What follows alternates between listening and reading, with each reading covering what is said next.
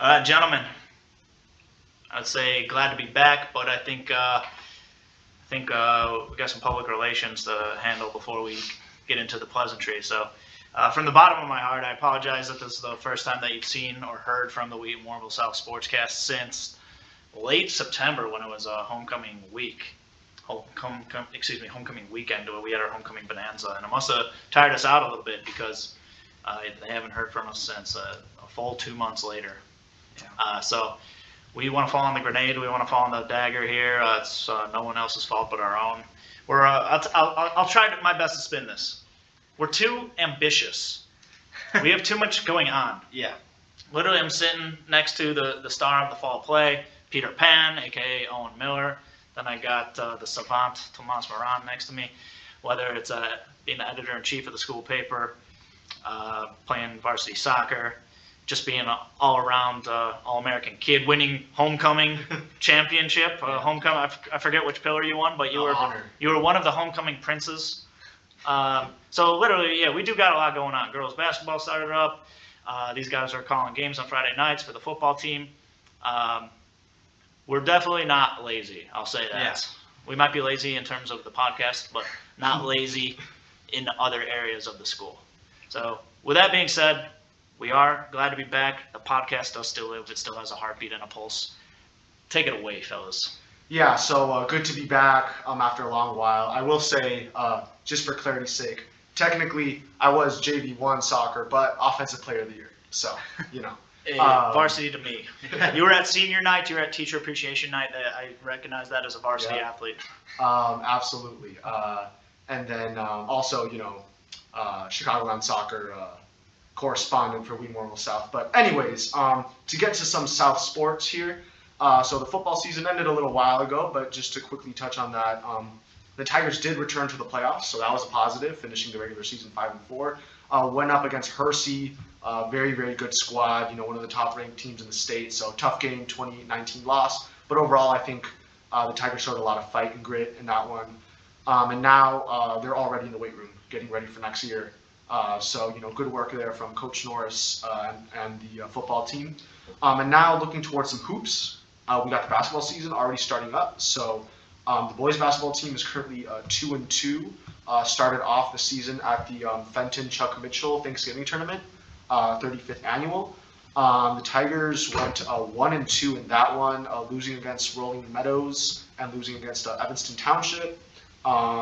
Then the Tigers bounced back a little bit, beating Clement in a 69-19 rout. Oh boy. 50 points, that's a lot. CPS doesn't want to see the DuKane Conference, right? Especially this year. We'll get to it. We'll get to it. This DuKane Conference is going to be crazy this year for the boys. I don't know about the girls, but Brennan's more of a savant with the girls, but the guys is going to get hectic. It's going to be very competitive. And then the Tigers beat Willowbrook 61-38 a few days ago, 4 days ago to be exact. So they currently sit at 2-2. We have Luca Carbonero getting selected to the Fenton All-Tournament team. So there we have some individual accolades. And then on the girls' side, we're currently 3-2. The Tigers are losing against Schaumburg in the opener, then going on a 3-game winning streak against Deerfield, Bartlett, and Maine West. And currently coming off a 5-point loss, 44-39 against Downs Grove North. So that's really what the two Tiger teams are looking like right now. The varsity squads, pretty close, right? Pretty early, 2-2, 3-2. Plenty of basketball to be played, but so far looking pretty competitive on both sides. No, absolutely.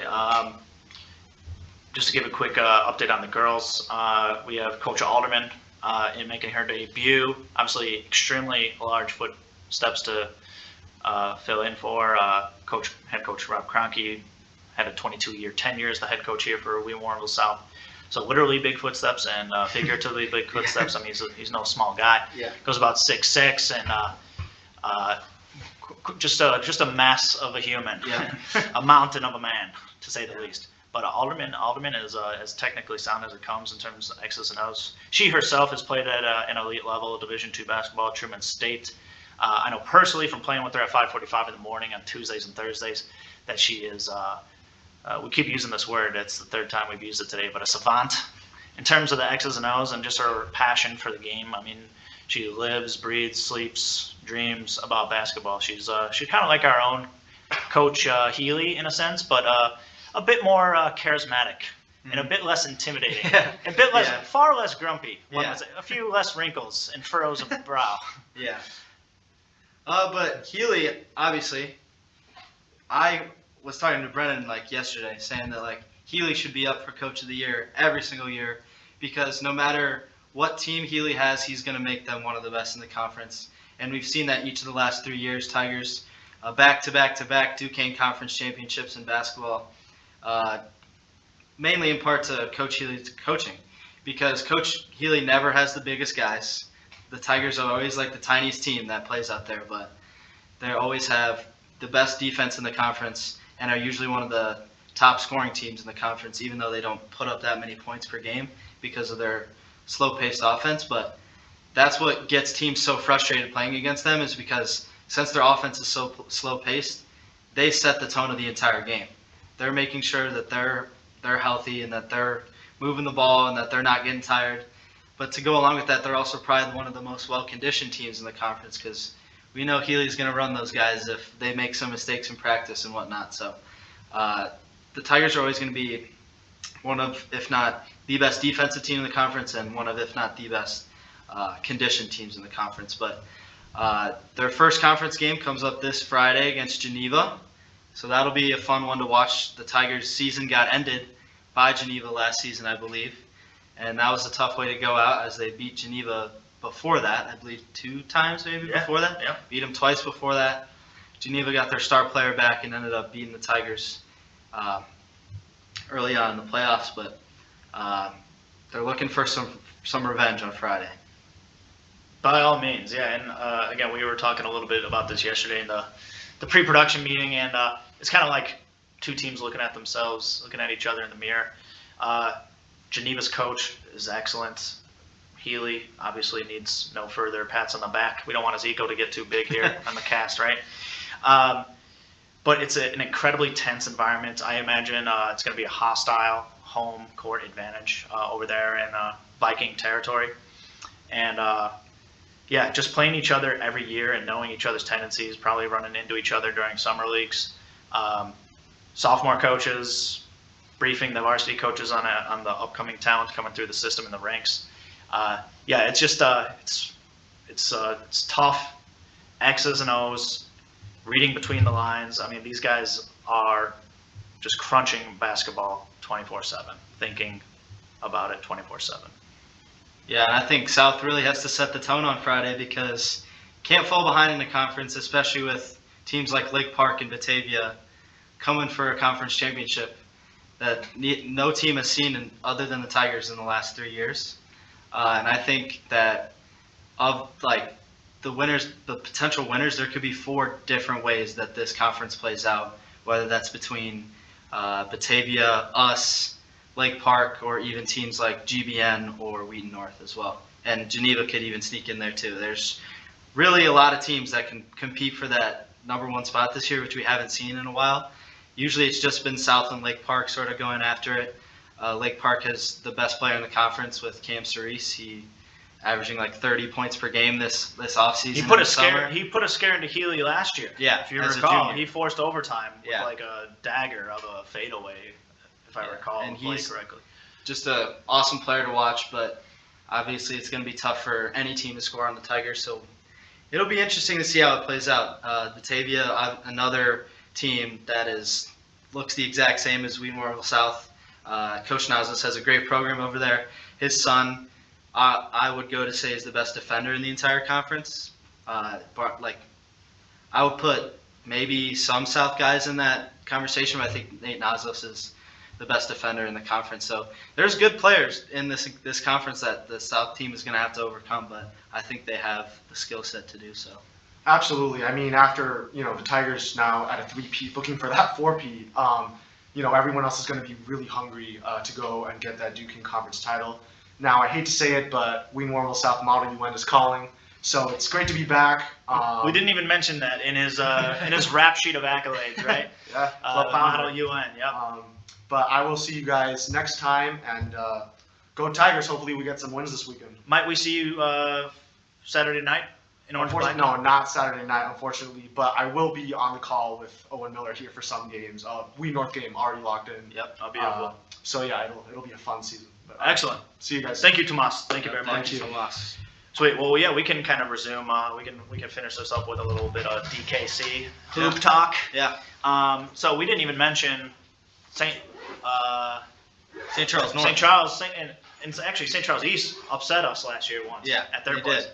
So again, it just goes to show it's kind of like the Big Ten, man. It's kind of like Nebraska pulling off an upset against Michigan State or something like that. It's anybody's night, any given night, any given Sunday, but in this case, any given Tuesday or Thursday or Friday night, whenever we're playing during the week. Yeah. I personally, like I said, I think that whoever comes out on top, it can be literally any team. I think it's going to be closer than it ever has been because each team has their own unique skill set of players. And South isn't as lucky to have returning players. I think all of our starters were just bench guys last year, which is going to be tough for them to adjust. Other than like Max O'Connell, he played a lot of varsity minutes last year, but he didn't start. Very steady ball player. Yeah, he's good. And, Luca as well. He's a returning starter. Yeah. So. Yeah, one thing I wanted to say is O'Connell, he's got it in his bloodline. He does. His father was part of the 89-90 Flying Illini team. Yeah. Didn't get many minutes, but to be a part of one of the great college basketball teams of all time is pretty cool. So it's in the DNA. Coach O'Connell was my basketball coach in middle school. Loved him as a coach. So he knows what to tell Max and how to. Max is a very fundamental player compared to everyone else in the conference. I think a lot of these guys in the conference like to be flashy, but Max will hit the mid-range shot. He will get to the elbow, shoot those little mid-range shots. Great defender. Doesn't try to do anything flashy. Knows how to control the ball. Doesn't turn the ball over that much. And I think that goes for the Tigers as a whole, just not turning the ball over a ton. They know how to keep the ball on their side of the court. Especially with their slow-paced offense and finding the perfect shot. But there's a lot of teams that like to play fast-paced, like teams like Batavia, who have 2 6'5" wings that can shoot the ball very well. Obviously, Lake Park with Cam Cerise. GBN has a senior. I'm forgetting his name, but he's a very good basketball player as well. St. Charles North has. I'm forgetting his name, Jake Furtney, who had 34 in their last game. So, I mean, there's players on every single team that could show up and show out every single night. So bringing the magnifying glass up to the Tigers roster here. So we mentioned Luca. We know Luca well. Yep. We know O'Connell well. What about some of these other contributors? I know Zach Rogers is probably factored into get quite a few minutes. But what about some of those less heralded, now seniors, but last year as juniors who didn't get to play much? Yeah, big one, I would say 2 big ones are Brooks Becker and Joey Preedy. Brooks Becker, a.k.a. Captain America? Is that what you call him? He's famous around these parts. All right. Yeah, Brooks, I would go to say is the best defender on the South team. He's definitely the smallest, I would have to say. He's not too big of a guy, but he plays scrappy and he plays Mike Healy basketball. Scrappy, and if you guys are around for Danny Healy, plays a lot like Danny Healy. Just scrappy, gets the ball, and tries to facilitate the ball to his guys. And Joe Preedy is a shooter. He's still a bigger guy, but he can shoot the ball just as well as anyone on the entire team, and plays good defense as well. And he plays 3-row in the South defense along with Brady Gokin, who's starting as a junior. It'll be interesting to see how he plays because he played well in summer ball, but it'll be interesting to see how he steps up in a varsity role. Yeah, I was a big fan of Gokin at the sophomore level. You could definitely tell. I mean, I could tell when he was in my sports marketing class. He was sitting right there at this table. Big body, big shoulders, big everything, big hands, wrists, muscles. And that kind of carried him as a sophomore. So I'd like to see how he does against some more muscular competition, some more mature competition at the varsity level. So that'll be one of my players to key in on this year. Plus, he's also a Fighting Illini diehard. Yeah. So I think him and Joe Preedy have very similar play styles. They're very similar in build as well. So I think they complement each other well. And I think Max O'Connell just complements the offense as a whole because he is unselfish as anyone else on the team. He's a great initiator. Catalyst initiator. He doesn't have the point guard body, but in many ways he can run all the actions through him. Yeah.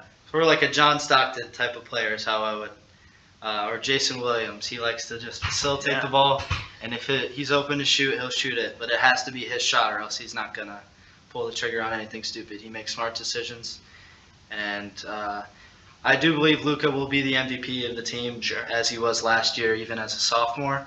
But Max will be a close second in his senior year. Beautiful, beautiful. Well, yeah, we look forward to having our first home game. So Friday night we're gonna be on the road at Geneva for the boys. Girls are also Friday night at Geneva on the road. So you'll see that a little bit. You'll see some crossovers in the DKC this year. I know for a fact this Friday Geneva, but we're also gonna do it with Wheaton North, which we've done in the past, where the boys and the girls will play Friday nights, and the sophomores and some other lower levels will play on Thursday prior. But then we have our first home game on Saturday. So that's going to be fun. I mean, I'll be there literally from sunrise to sunset. Sunset's pretty early anyway. Yeah, you're right. I guess that's not dramatic now that we have daylight savings time. But I'll be there. It'll be a full 8-hour plus day. Yeah. 8 hours is nothing. Honestly, it could be 16 because basketball is the most beautiful game in the world. So I'll work whatever Coach Healy needs. I'll be there. I'll sweep the floors before and after. Yeah. Got some new lights in orange and black. It's gonna look nice in there. Hosting a tournament. Tigers Saturday 8 p.m. Glenbard West, who, if you remember, ended our season 2 years ago. But that Glenbard West team was something special. Yeah. And nowadays it's a shadow. Yeah, it's a shadow. Definitely. I mean, and they were part of the Crohn's shootout last year, and it was kind of like jaw dropping to see like literally the best high school basketball team in the state of Illinois, the history of Illinois high school basketball. We saw them, and I believe we talked about this. We could have won state. We would have won state. Yeah, if we didn't have to play them. It's a damn shame, but that's kind of how it goes for. It always seems like your favorite teams, Illinois versus North Carolina. If you're a Wisconsin fan, Wisconsin versus Duke. It seems like when you have your team, they ultimately end up running into some kind of once-in-a-lifetime team in North Carolina or Duke or some other blue blood powerhouse. And the blue blood powerhouse in this situation was Glenbard West. So fair play to them. They were a fantastic team, and even though we kind of got racked by them, it was fun to see. It was a very fun game to watch. Electric environment, that gym. I don't know if you've ever been to Bartlett's gym. It's humongous, and every seat was taken in that gym. Yep. Yeah, it was. It was packed. I would love to know what the gate was that night in terms of how many people attended. Yeah. But yeah, every townsperson from Wheaton and or Warrenville and the surrounding areas, all the IHSA Hoop fans, Hoop Jones. Yeah, and they were out. If you couldn't go to that game, they broke IHSA streaming records on that game as well. Wow. It crashed. The stream crashed because so many people were watching that game. So that was like the most exciting game of basketball I've seen Wheaton Warrenville South play. But I'm excited to hopefully see them one-up that this year and potentially, if they can get to the state championship, actually win it this year. That's wishful thinking, but I think, with the coaching, who knows? They can get there. Who knows? Exactly. Yeah, we got the most sustainable and the most realistic competitive advantage in Coach Mike Healy. Yes. No one else has another Healy. Yeah. No one else runs a Nazos is close because they're very good friends and they run the same basketball camp in the summer, but they probably keep their little tricks to themselves that each of them don't know. So they're only great friends up to a certain point. Yeah, right? exactly. Friday night when the lights are on and the ref blows the whistle and the jump ball goes up. Yep. I'd say that friendship is put to the side. Yep. Excellent. Well, if you don't have anything further to add, I guess let's just end this podcast with a promise of you'll see us more often. Yeah. Moving forward. Yes. Fall play is over. Basketball season is upon us, and I do have some responsibilities with the girls program. However, we'll be able to squeeze this in, no problem. The cast is our baby. It's our newborn. It's our offspring. So. Yeah. Show choir season is looming for me, but we're gonna have a show choir episode on here too. Oh, of course. At some point. It's an annual tradition. I'm gonna make time. It'll be fine. It's a great tradition. And actually, before we sign off officially, I want to give a plug for that Mills Wire article that's coming up. Yeah, I'm working on it. Almost done with it. It is a DuKane Conference ranking of how I think the conference will play out for this season. So stay tuned for that one. Beautiful. Yeah, so you got a little sample here today. You'll see some of those thoughts written down on paper, or I guess digitally on MillsWire. Yep. And yeah, you'll definitely hear from the Sports Cast when that goes live, so we can plug Owen's good work. Yeah. Wonderful. Well, again, without further ado, that'll be it for episode 4. More coming very soon. Go Tigers. Go Tigers.